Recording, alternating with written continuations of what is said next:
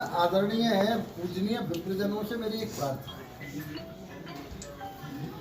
हमें ये पहचानना चाहिए कि गोल टोपी हरी हिंदू कभी नहीं पहनता है, कभी नहीं पहनता। और गोल टोपी सफेद भी हिंदू कभी नहीं पहनता है। गोल टोपी तो इस्लाम धर्म के धर्मावलंबी ही पहनते हैं, जो इस्लाम धर्म को मानते हैं। पूरी दुनिया में गोल टोपी वही पहनते हैं। गोल टोपी हिंदू कभी नहीं पहनता। हमें मानता हूं इस बात को, एक झांसे में आ जाते हैं, 4 चौपाई बोल दी, 4 श्लोक बोल दिए, हम समझ जाते हैं। क्योंकि स्वाभाविक रूप से सनातन धर्म को मानने वाला व्यक्ति दयालु होता है। हम भावना में बहुत जल्दी आ जाते हैं। जरा सी देर में हमारी लड़ाई हो गई, 2 घंटे बाद वही राजीनामा हो गया। हम भावात्मक हैं, क्योंकि हिंदू प्रवृत्ति से दयालु है।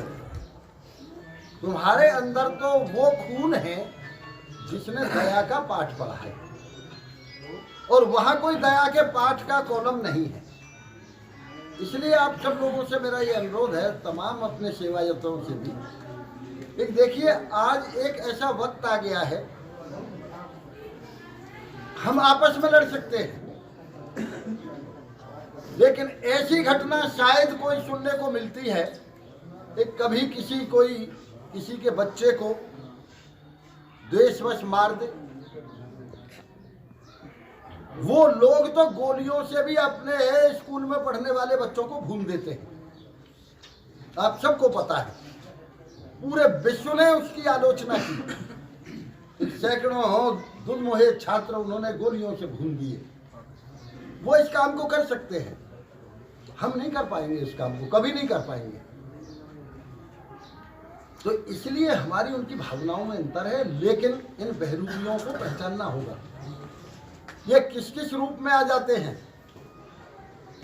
अब बताइए, शाहीन बाग का इतना बड़ा क्रिमिनल, और यहाँ रामायण की चौपाई भी सुना दे, यहाँ श्लोक भी सुना दे।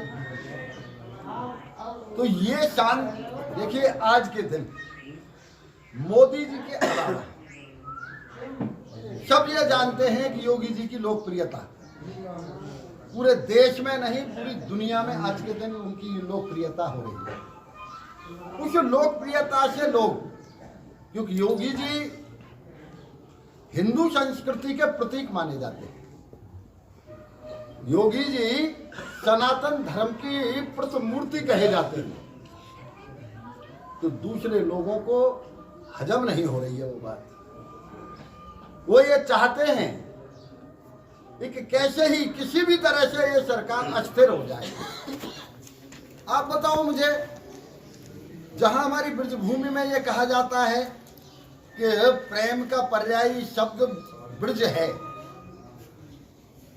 जहां ये कहा जाता है कि डाल डाल और पात पात पे राधे राधे होए, जहां ये कहा जाता है, वही अस्थिर करने की कितनी बड़ी साजिश। पीएफआई के सदस्य मथुरा में उस पे एक्सप्रेस वे पे पकड़ी गई। आज भी उनकी जांचें चल रही हैं। विदेशी फंडिंग की जांच आ गई, कागज भी आ गए, विदेशों से फंडिंग की जा रही है। ये भी कोई कम साजिश नहीं है जो यहाँ हुई है, इसे कम मत समझना। आप मुझे बताओ भाई, ये कौन सी बात हो गई। एक कोई व्यक्ति यहाँ मान लो धोखे से कुछ कर गया, वो स्वयं ही उसको वायरल करे, तो इसका अर्थ नहीं समझ रहे आप लोग, ये कितनी बड़ी साजिश है। लेकिन मैं इतना है जरूर कहूँगा, मैंने अभी मीडिया में भी ये कहा था कि ये साजिशें उत्तर प्रदेश में और हमारे देश में कामयाब नहीं होंगी। अरे भाई, इनकी क्या चल रही है। हमारा तो 8 साल का बालक था, समस्त ब्रजवासियों ने जाके कंस को मार दिया मथुरा में, तो ऐसे फैजल खान की बेचारे की क्या चल रही है।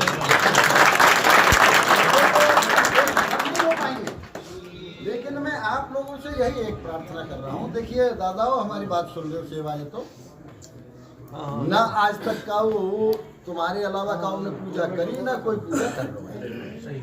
लेकिन ये अस्थिरता का जो प्रभाव है, ये अस्थिरता का प्रभाव है। ये तो तुम्हें भी सताएगा, इन्हें भी सताएगा, सबने सतावेगा। ये इनकी अकेले ये साजिश नहीं है, इनकी साजिश ये भी है कि हम में आपस में भी लड़ाई हो। ये साजिश है बड़ी गहरी।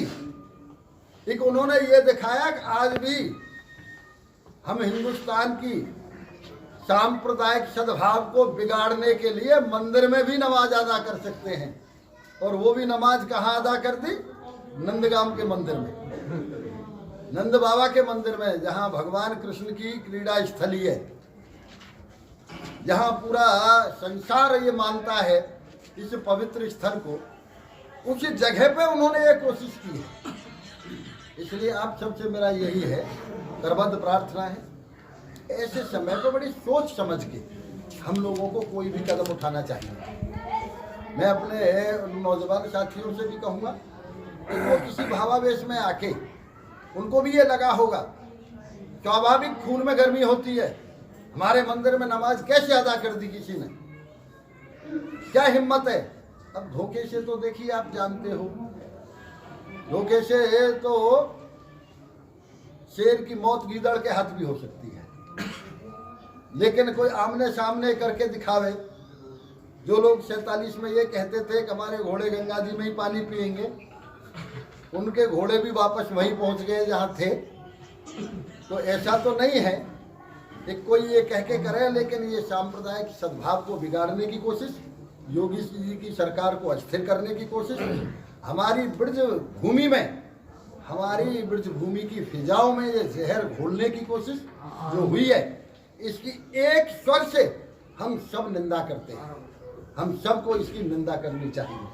और पुनः मैं एक अनुरोध करूंगा अपने समस्त नौजवानों को, देखिए, मंदिर की पूजा, ज्ञान का मार्ग हमारे सेवायतों के हाथ में है, इन्हीं के हाथ में था, है और रहेगा।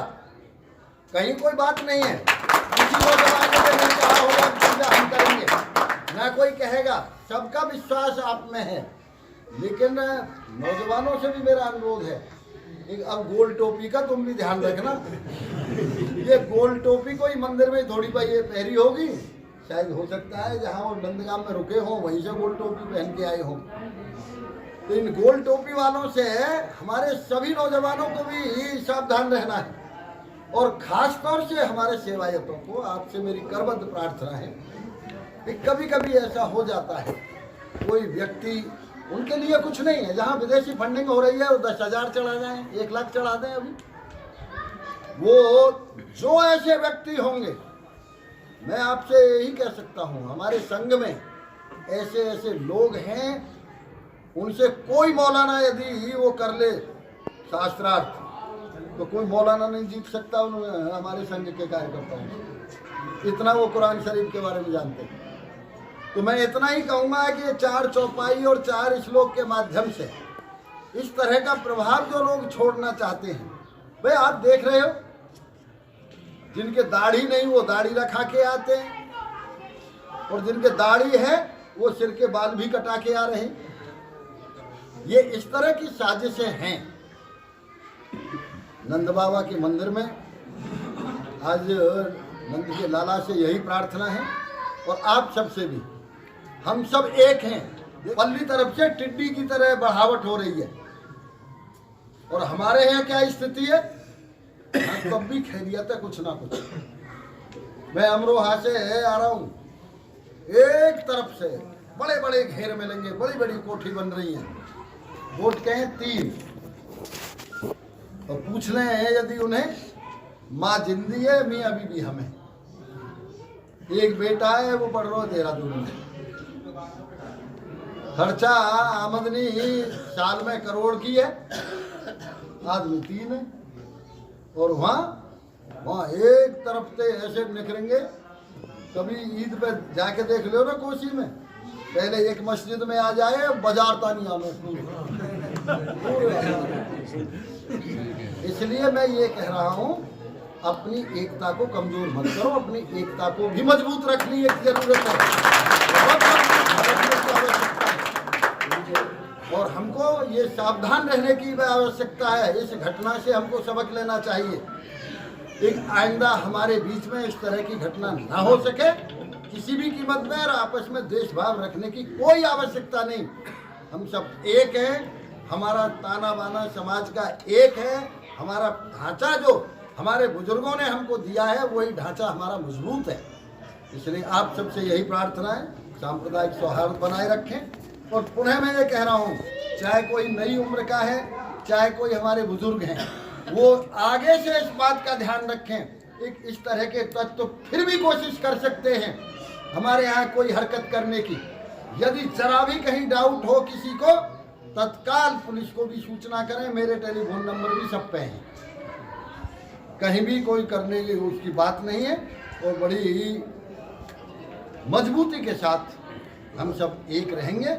और इस घटना की चिंता मत करो, वहाँ से लेके आखिर तक 20 बार ये घटना पूरी खुलेगी और दोषियों को पूरा दंड मिलेगा।